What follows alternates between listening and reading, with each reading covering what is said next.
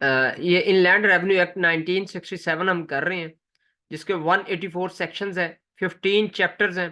ठीक है। और लास्ट टाइम हम ये 82, 83, 84, इवन दो 90 तक आपको कहा था आप डिस्कस आप करें, कोई इशू है तो वो पूछें। तो चलें इसको एक क्विक सा ओवरव्यू देते हैं, आपने पढ़ा होगा सबने। तो इसको क्विक सा ओवरव्यू देते हैं। ट्रांसफर ऑफ होल्डिंग, एक्चुअली हम बात कर रहे हैं डिफॉल्टर शख्स की। वो शख्स जिसने पे करना था टैक्स, लेकिन वो टैक्स पे नहीं कर रहा। तो अब जो है कानून हमें बताता है कि आप क्या क्या कुछ उसके साथ कर सकते हैं, और ये किसने करना है? बोर्ड ऑफ रेवेन्यू जो है वो शख्स के साथ कर रहा है।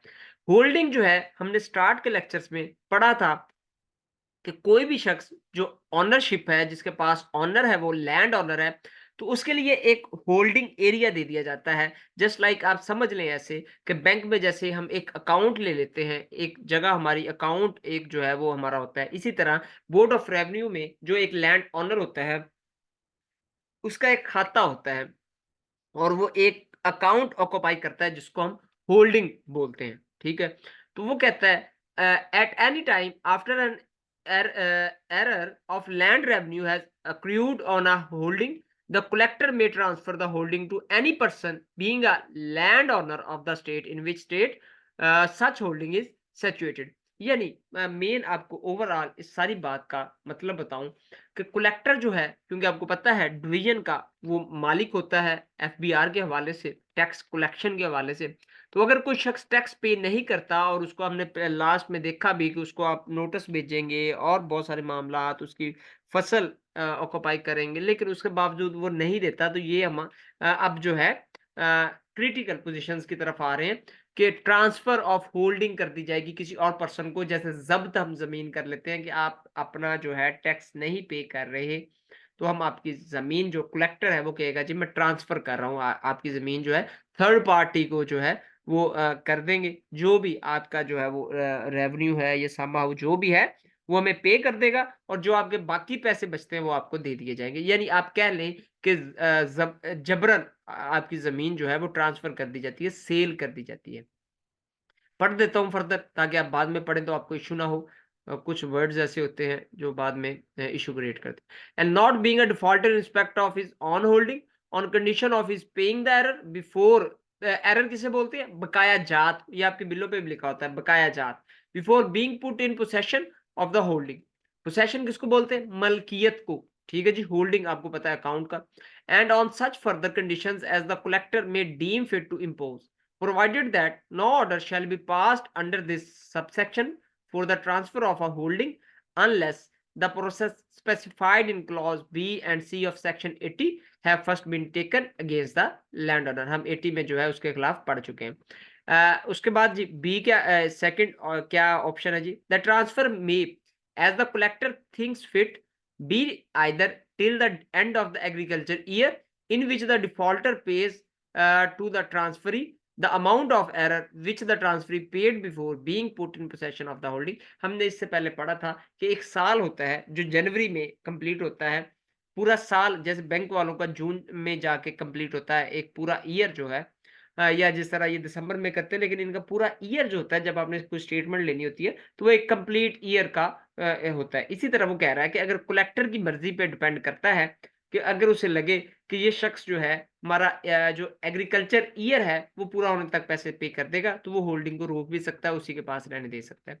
उसके बाद the collector shall report to the commissioner any transfer made by him under this section. कोई भी वो ट्रांसफर अगर कर देता है कलेक्टर जो है, आप ऐसे समझ लें जैसे डिप्टी कमिश्नर होता है, उसको कलेक्टर भी बोलते हैं।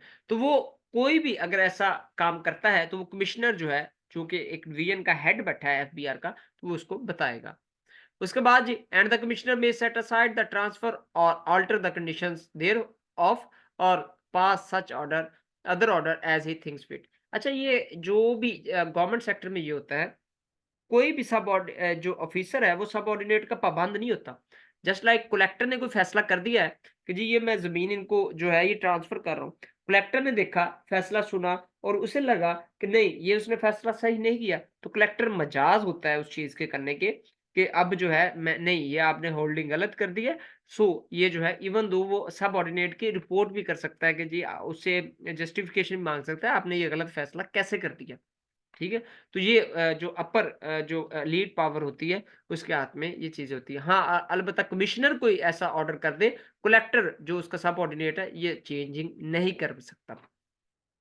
इसी तरह असिस्टेंट कमिश्नर कुछ करे तो कलेक्टर उसको चेंज कर सकता है। अच्छा, उसके बाद in respect of all rights and liabilities arising under this act, the person to whom the holding is transferred shall, subject to the condition of the transfer, stand in the same position so that in which the defaulter would have stood if the holding had not been transferred। ठीक है जी। वो कहता है कि transfer नहीं की गई तो वो होल्डिंग जो है उसी मालिक के पास है और उसे यानी कि वो पे करे। उसके बाद when the transfer is for a term, the holding shell on the expiration of the term, यानी बाज़ दफ़ा वो कहते हैं जी हम ट्रांसफर परमानेंट नहीं करते, 6 माह का या 1 साल का आपको टाइम दे देते हैं। आप be restored by the collector to the defaulter free of any claim on the part of government or the transfer for any arrear. ये ज़ाहिर सी बात है, जब एक टर्म कह दी 6 माह की या 1 साल की है, तब तक आप पे कर दें और अगर वो पे कर देता है, तो वो उन्हें क्या इश्यू है, वो दोबारा से ज़मीन जो है वो ट्रांसफर जो है वो दोबारा रिटर्न कर देंगे, रिस्टोर्ड ऑर्डर कर दिया जाएगा। 85 है अटैचमेंट ऑफ होल्डिंग। अटैचमेंट कैसे की जाती है ऑफ होल्डिंग की? The collector may instead of transferring under section 84 a holding in respect of which N arrear of land revenue has accrued cause such holding to be attached and taken under his own management or that of an agent appointed by him for that purpose। Attachment भी वो कर सकता है। Attachment ये holding का मतलब सिर्फ कागजात में मत समझिए। जैसे ही कागजात में रद्द-बदल हुई तो कब्ज़े तक की बात चेंज हो गई। सो अगर अटैचमेंट उसने कर दी है कि ये फलाँ शख्स जो है ये एक अच्छा शख्स है, तो इसके सुपुर्द की जाती है गाँव में। अभी आपने इसका ख़्याल रखना है कि ये कोई भी फ़ायदा या कोई भी फसल या कुछ भी ये इसमें ना करे जब तक ये हमारा ऑर्डर्स नहीं आ जाते। तो वो किसी के साथ अटैच भी की जा सकती है या कलेक्टर जो है उसको direct custody of the state भी ले सकता है। उसके बाद कलेक्टर और the agent shall be bound by the engagement which existed between the defaulter and his tenant. ठीक है जी। इफ एनी, कलेक्टर और जो एजेंट होगा और जो उनमें डिफॉल्टर में, डिफॉल्टर कौन सा शख्स है जो टैक्स पे नहीं कर रहा, और हिज टेनेंट्स, अब डिफॉल्टर जाहिर सी बात है वो लैंड ओनर ही होगा और उसके टेनेंट जो किसान होंगे, तो उनके दरमियान जो भी शराइत हुई कि जी 1 साल के अंदर-अंदर ये हम पैसे दे देंगे, तो वो जो कलेक्टर है और उसका जो एजेंट है वो पाबंद होगा, जो भी एग्रीमेंट हुआ है उसको फुलफिल करे। If any and shall be entitled to manage the land and to receive all rents and profits acquiring there from to the exclusion of the defaulter until the error। ये same वही चीज है। उसके बाद all surplus profits of the land attached beyond the cost of attachment and management and the amount necessary to the meet the current demand for land revenue and rates। main चीज rates and cesses shall be applied in discharge of the error। सेसिस को हमने in detail देखा था। ये जो गाँव के लंबड़दार और वो सारे होते हैं, उनको जो 5% दिया जाता है काम करने पे, उन्हें सेस बोलते हैं। सेस इसको बोला जाता है और जो बाकी लैंड रेवेन्यू जो टैक्सेस हैं, वो पे कर देगा। ज़ाहिर-सी बात है गवर्नमेंट का सरोकार खत्म हो जाएगा। उसके बाद land shall not be attached for the same arrear for a longer term than 5 years from the commencement of the agriculture year next following the date of the attachment, but if the error is sooner discharged, the land shall be released and the surplus receipt if any made over to। अब ये बड़ी मजे की बात है, वो कह रहा है land shall not be attached for the same error। ठीक है जी। एक लैंड जो है वो अटैच नहीं की जा सकती for the same error. Error किसको हमने कहा है? बकाया जात के लिए। यानी 5 साल से ज्यादा, अब एक बंदा है वो बकाया जात ही नहीं दे रहा, आपने 5 साल के लिए उसकी जमीन को जो है वो अटैच कर दिया किसी दूसरे शख्स के साथ, लेकिन उसको फर्क ही कोई नहीं पड़ रहा। ठीक है, तो अगली दफा ये नहीं होगा कि अगले 5 साल के लिए आप उन्हीं बकाया जात या आपके साथ और बकाया जात भी मिल गए तो आप वो करें, देन गवर्नमेंट जो है कुछ और स्टेप लेगी। उसके बाद जी annulment of assessment of holding. ठीक है जी, annulment खत्म कर देना किसी चीज का। असेसमेंट जो है, असेसमेंट हमने देखा था, मालियत किस चीज की देखना कि कितनी मालियत है ऑफ होल्डिंग। ठीक है, when an arrear of land revenue has been due for a longer period than 1 year. Arrear बकाया जात देने वाला शख्स ऑफ लैंड रेवेन्यू का जो बकाया जात देने वाला शख्स है यानी लैंड ऑनर है, has been due for a longer period than 1 year, अगर 1 साल से ज्यादा टाइम हो गया and the foregoing process are not deemed sufficient for the recovery thereof, the Board of Revenue may in addition to instead of all or any of those process order the existing assessment of the holding in respect of which the error is due to in annulled। ये कहते हैं, इनका मानना ये है board of revenue का कि अगर एक शख्स 1 साल से ज्यादा पैसे नहीं दे रहा और उसके लिए कोई मसले आ रहे हैं, तो उसकी दोबारा से हम असेसमेंट भी जो है वो हो सकती है। उसकी असेसमेंट जो पहले हुई थी, फॉर एग्ज़ाम्पल अगर वो गलत थी, तो हम उसको अनल कर देंगे, उसको ख़त्म कर देंगे और दोबारा से असेसमेंट भी दी जा सकती है। फॉर एग्ज़ाम्पल उसे ये फ़ील होता है कि जी मेरी इतनी फसल नहीं है, या कुछ 10 साल पहले होती थी, बाद में फ्लड आए, ज़मीन में वो नहीं रही चीज़ें, पानी खड़ा है, जैसे सिंध का वाक़या हुआ, हालात हुए, तो 1 साल से ज़्यादा तो हमने फसल काश्त नहीं की, और तो देन जो है बोर्ड ऑफ रेवेन्यू अनल कर देगा और दोबारा से असेसमेंट की जाएगी। उसके बाद the provisions of this section shall not be put in force for the recovery of an arrear of land revenue which has acquired on land while under attachment under section 85 or while under the charge of the court of wards. ठीक है जी। When the assessment of any land has been annulled under section 1, the collector may with the previous sections of the board of revenue manage the land either himself और through an agent. तो जब ये करेगा तो ये खुद भी उसको मॉनिटर करेगा, और let it inform to any person willing to accept the form for such term and so on such conditions as may be sanctioned by the board of revenue, provided that the term for which land may be so managed or farmed shall not be longer than 10 years from the commencement of the agriculture years next following the date of the annulment। यानी अगर वो खुद उसको नहीं देख रहा, तो वो किसी शख्स जो विलिंग है उसके लिए उसको दी जा सकती है कि जी आप इसको देखभाल करो। मेन चीज तो हमने जो है टैक्स लेना है। Sometimes before the expiration of the aforesaid term the collector shall determine the assessment। बाज दफा ये भी हो सकता है कि वो वक्त से पहले जो है 5 साल का टाइम था, 10 साल का टाइम, उससे पहले भी असेसमेंट कर सकता है collector in respect of the holding for the remainder of the term of the current assessment of the district और तहसील। ठीक है जी। उसको रिमाइंडर दिया जाए कलेक्टर को, किसकी तरफ से? होल्डिंग की तरफ से। होल्डिंग कौन करता है? Land owner. When the assessment has been sectioned by the board of revenue shall announce it to the landowner। जारी सी बात है, कलेक्टर कुछ भी नहीं कर सकता without the permission of the board of revenue, और बोर्ड ऑफ रेवेन्यू कुछ भी काम नहीं कर सकता या making of rule of law नहीं कर सकता without the permission of government. उसके बाद the land owner may give notice to the collector of refusal to be liable for the assessment within 30 days from the date on which the assessment was announced to him. ठीक है जी। कोई भी assessment उसने कर दी है collector ने, तो वो एक उसको जो है नोटिस दे सकता है 30 दिन के अंदर अंदर कि ये उसका इनकार कर सकता है, जी आपने जो असेसमेंट की है ये गलत की है, इतना ऐसे पे नहीं हो सकता। If notice is so given, the collector may, with the previous section of the Board of Revenue, take the holding under direct management or farm it for the remainder of the term of the current assessment of the district or tehsil, or for any period within that term which the Board of Revenue may fix। ठीक है जी। तो वो उस notice को जो उसने किया है, तो वो देखेगा बोर्ड ऑफ रेवेन्यू के हवाले से, बोर्ड ऑफ रेवेन्यू का क्या फैसला है, या डिस्ट्रिक्ट और उस तहसील के हवाले से करंट असेसमेंट क्या चल रही है। ठीक है। अगर तो उसे लगे कि पूरी तहसील इतने ही पैसे दे रही है, पूरी डिस्ट्रिक्ट इसी तरह असेस की जा रही है, जो इसके साथ वाली ज़मीनें हैं उनसे भी यही लिया जा रहा है, तो वो फिर उस चीज़ को उसे कन्वे करेगा message. The board of revenue may direct that any contract made by the defaulter or by any person through. Board of revenue के पास पावर है, वो डायरेक्ट भी किसी शख्स के साथ कॉन्ट्रैक्ट कर सकता है, या डिफॉल्टर जो है उसके साथ डील कर सकता है। Whom the defaulter claims with respect to any land comprised in a holding of which the assessment has been annulled shall not be binding on the collector or his agent or farmer during the period of holding। ठीक है जी। उसके बाद proclamation of attachment और annulment of assessment and consequences of proclamation। ये consequences उसके फायदा और नुकसानात जो है assessment के हैं और annulment के हैं कि अटैच किया हमने, उसके बाद हमने annul कर दिया, तो उसके फायदे या नुकसानात क्या क्या हैं। When any land is attached under section 85 or when the assessment of any land has been annulled under section 86। अब ये याद रखें 85 से अटैच करना है हमने किसी जमीन को किसी शख्स के साथ, और 86 से अनल कर देना है। वेरी नेक्स्ट रूल जो है वो 86 अनल कर देते हैं। कलेक्टर शैल मेक प्रोक्लेमेशन thereof।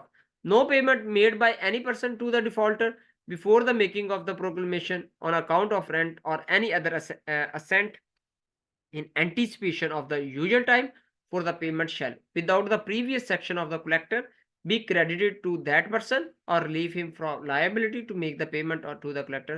अब ये कलेक्टर बताएगा कि जो हमने अटैचमेंट की थी क्या उस शख्स ने हमें पे किया। अब ये ना हो कि वो भी डिफॉल्टर जैसा ही हो, ठीक है, तो अगर पे कर दिया तो वो कलेक्टर जो है उसको शाबाशी देगा। No payment made after the making of the proclamation और अकाउंट ऑफ रेंट और any other assessment of the holding to any person other than the collector or his agent or farmer shall be credited to the person making the payment or relieve him from liability to make the payment to the collector or his agent or farmer। इसमें अब ये जो है यानी कि उस direct पैसे वो दे रहा है किसको। No payment made after the making of proclamation on account of rent or any other asset of the holding to any person other than the collector। ठीक है, अब ये कह रहा है कि जो शख्स होल्डिंग कर लेता है जिसको अटैच किया गया है तो उसने सिर्फ पैसे जो देने हैं वो कलेक्टर को या एजेंट को देने हैं। अब एजेंट भी जारी सी बात है बोर्ड ऑफ रेवेन्यू का कोई होगा मुंतखब करता बंदा, तो इसके अलावा जो है अदर चीजें उसने नहीं देनी क्योंकि ये गवर्नमेंट की कस्टडी में है तो गवर्नमेंट टैक्स नहीं देती, गवर्नमेंट टैक्स लेती है। उसके बाद सेल ऑफ होल्डिंग है जी। अब जो है होल्डिंग करके भी देख लिया, अटैच करके भी देख लिया, लेकिन वो शख्स नहीं चेंज हो रहा तो फिर सेल ऑफ होल्डिंग है। When an error of the land revenue has occurred and the foregoing process are not deemed sufficient for the recovery thereof, the collector with the previous section of the Board of Revenue may in addition to or instead of or any of those process and subject to the provisions, यानी short सी बात है कि वो उसको cell भी कर सकता है provided that land shall not be sold for the recovery of। अब ये कुछ शर्तें उसने लिखी होंगी कि किस फॉर्म में जो है जमीन सोल्ड नहीं की जा सकती। any error which has accrued while the land was under the charge of the court of the wards or was so circumstances that the court of wards might under the law for the time being in force has access। अब किस सूरत में वो बेच नहीं सकता। For example इस शख्स को पता है डिफॉल्टर है तो वो जाके उसने स्टे ले लिया है कि जी मेरा स्टे चल रहा था, मेरा ये मसला चल रहा था, तो वो बिल्कुल वो जो है स्टेट के अगेंस्ट जो है स्टे भी ले सकता है कि जी ये मेरा स्टे है। तो वो उस टाइम तक जब तक स्टेट कोई फैसला नहीं कर देगा तो तब तक ये जो है सोल्ड नहीं कर सकते। वो कहते जी मेरे साथ ज्यादती कर रहे हैं, ये जो कलेक्टर साहब हैं ये पर्सनली जो है मेरे साथ इनकी लगती है, तो ये गलत काम कर रहे हैं, मैंने तो पे किया हुआ है, रसीदें हैं, ये है वो। ऐसे केसेस भी होते हैं। तो देन कोर्ट जो है वो इसको स्टे इसका मंजूर करेगी और इस पे कोई कार्रवाई नहीं होगी, इसको बेचा नहीं जाएगा, जैसी की जमीन है वैसी पड़ी रहेगी जब तक कोर्ट फैसला नहीं दे देती। उसके बाद any error which has accrued while the land was under attachment under section 85, हमने देखा अटैचमेंट के लिए 85 और annulment के लिए 86 है। Any error which has accrued while the land was held under direct management by the collector or informed by any other person under section 86 after either an annulment of assessment of a or a refusal to be liable there। उसके बाद effect of sale on encumbrances क्या क्या है, effect क्या क्या पड़ेंगे। Land sold under the provision of section 88 shall be sold free of all the encumbrances and all grants। ठीक है जी। And contracts previously made by any person other than the purchaser in respect of the land shall become void as against the purchaser at the sale। उसके बाद ये आज के लिए last रखें जी। proceedings against other immovable property of defaulter, if the error cannot be recovered by any of the processes herein before provided, the collector may, where the defaulter owns any other holding or any other immovable property, proceed। ठीक है जी। अब वो कहता है कि collector ने उसकी जमीन के साथ सारा कुछ करके देख लिया लेकिन वो उसका टैक्स इतना ज्यादा है कि वो पे ही नहीं कर रहा, इस सेल करने से भी नहीं कर रहा, तो देन वो इस स्टेप पे जाएगा कि उसके नाम कोई और चीज नाम पे है उसके होल्डिंग में तो वो उसको भी जब्त करने का मजाज है।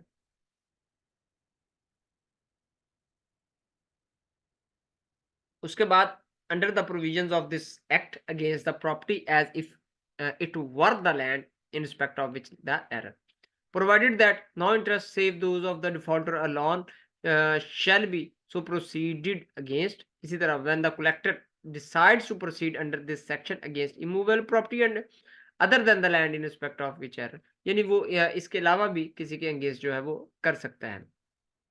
Any private alienation of the property, ये जो है वो गिफ्ट है, सेल किया है डिफॉल्टर ने after the issue of the proclamation and before the withdrawal will be void, इन चीज़ों से वाइड किया जाएगा। कुछ चीज़ें उसे गिफ्ट में मिली हैं या वो सेल कर चुका है तो वो चीज़ें उसमें नहीं होगा। उसके बाद in proceeding against property under this section the collector shall follow as nearly as the nature of the property may admit the procedure prescribed for the enforcement of process against land on which an error of land is due। ये यहाँ तक 90 तक जी आप इसको रखिएगा।